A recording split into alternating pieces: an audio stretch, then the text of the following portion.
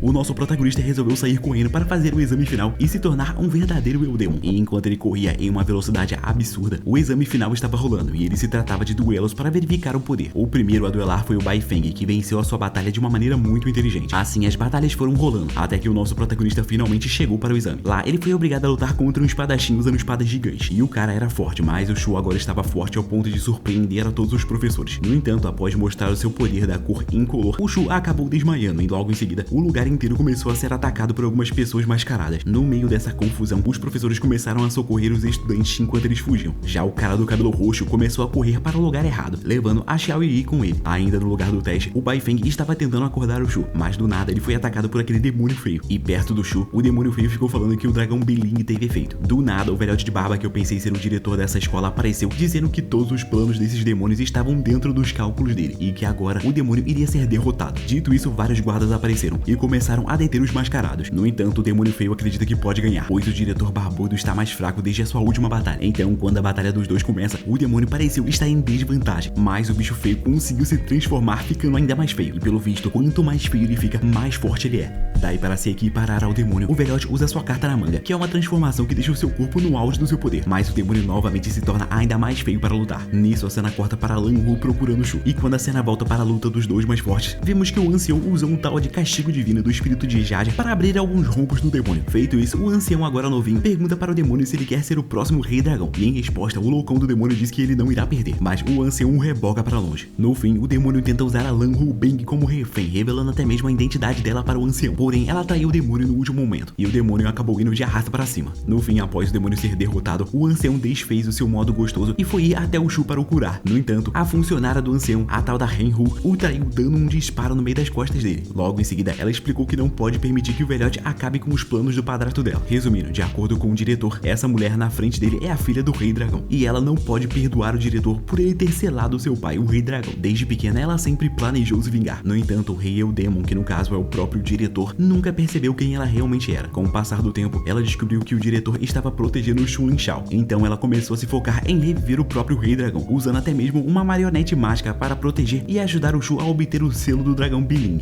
Então, enquanto ela explicava os seus planos, o Baifeng começou a chamar o Shu para ver se ele acordava, e o nosso protagonista de alguma maneira acabou acordando dentro de si mesmo, e logo encontrou o rei dragão. Lá, o rei dragão se divertiu com o Shu, dizendo que iria o dar cada vez mais poder. No entanto, o corpo do garoto agora seria dele. Dito isso, vemos o rei dragão acordando e usando o corpo do nosso protagonista para causar caos na frente de todos. Feito isso, ele leva o corpo do Shu até a sua filha, e quando todos pensaram em interromper os planos dela, aquele cara das explosões apareceu novamente enviando algumas bombas, que foram cortadas pelo espião do diretor. Junto com ele, a galera do clã Corpura veio com tudo, incluindo aqueles que haviam sido presos, incluindo aí o tal do Beichun, que usando seus poderes que até agora eu não entendo, fez o Shu e todos ao redor darem teleporte para um outro lugar. E graças ao poder do Douyin, ele leu a mente do Beichun e descobriu para onde ele deu teleporte. E agora, de acordo com o diretor, o nosso protagonista deve ser liberto da mão deles em até 4 horas, senão o selo do rei dragão será desfeito. Assim chegamos perto do final, onde o nosso protagonista é levado desmaiado para dentro de uma ruína, onde o selo do dragão deve ser desfeito. A filha do rei dragão ordenou que todos ali ficassem esperando do lado de fora, enquanto o assunto era resolvido. Então, enquanto tudo isso rolava, vemos que o nosso protagonista estava sofrendo pra caramba, pois o rei dragão estava tomando o corpo dele à força. Tudo isso enquanto ele tentava resistir. Durante a sua resistência, o nosso protagonista disse que ele é forte, pois ele é um incolor igual a pessoa que derrotou o rei dragão. Mas no fim, o rei dragão respondeu dizendo que esses são os pensamentos de um tolo. Enquanto isso, do outro lado da tela, vemos que a cabelinho rosa parou de fugir com o cabelinho roxo. Ela já entendeu que o cara na sua frente sabia que tudo isso iria acontecer. E em resposta, o cara disse que não aguentava mais ser carregado nas costas pelo Beichu. E ele também sabia que a Xiao Yi estava apaixonada pelo Shu. No entanto, ele é apaixonado por ela. Então, ele deseja que ela vá com ele e não com o Shu. No fim, o cabelinho roxo abriu o jogo com ela e contou que o Shu mantém o rei dragão selado. E ao descobrir isso, a cabelinho rosa resolveu ir atrás do Shu, pois ela não pode permitir que o rei dragão seja solto no mundo novamente. Depois disso, vemos que o diretor ancião e companhia chegaram até onde o Shu está. E agora, uma batalha final para decidir o futuro do mundo começou.